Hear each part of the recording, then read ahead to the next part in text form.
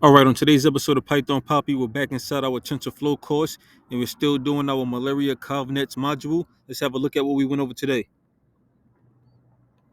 Now, we just started this module. Like I said yesterday, we just started the initial. We didn't do anything with it, so we're going to pick up where we left off from yesterday. So now we're ready to build our model, and up to now, neural networks have been performing quite well. We had seen previously that we have three neurons or inputs, and in the output, we have three neurons as well. That would give us 9 different connections, and hence 9 different weights plus the bias. But for this example, let's consider only the weights.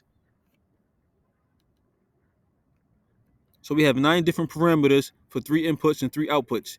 And if we have 5 in our next layer, considering only the weights, that would be 3 from our previous layer times 5, which will give us 15 different parameters.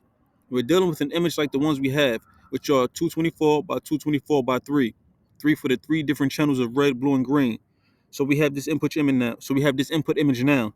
So unlike previous examples where we have features, or specifically in this case input features, which do not contain as many elements as this, we now have this case where if we want to count the number of features or the number of pixels, we would use 224 times 224 times 3, which will give us 150,528 different input features to take into consideration.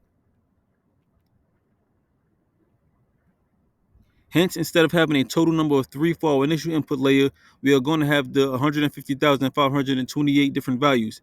And if we want to do the same computation, which got us the 9 parameters, which was the 3 times 3, we will have 150,000 times 3. That's approximately 450,000 different parameters.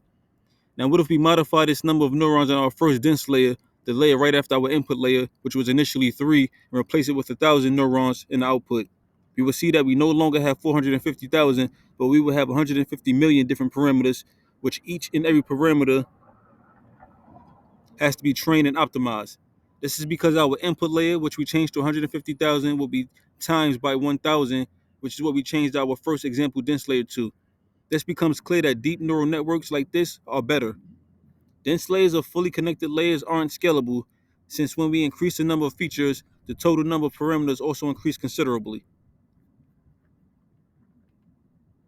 Hence, we need to build a type of layer unlike this one, where each neuron isn't connected to all the previous neurons. And this layer happens to be the convolutional layer. Now, that's where I'm going to leave it today, because this was like the introduction. We just went over a bunch of basics, and I took a lot of note taking, but this was just like the basics. Tomorrow, we're going to actually dive into actually scaling and, I guess, I don't know what we're going to do. I guess we're going to download the actual convolutional layers images and see exactly what that looks like. We're going to tinker around with that. But again, I didn't want to dive too deep today. I just wanted to get the basics under my belt and make sure I understood what we were getting ourselves into. But of course, I will keep you guys posted every step of the way.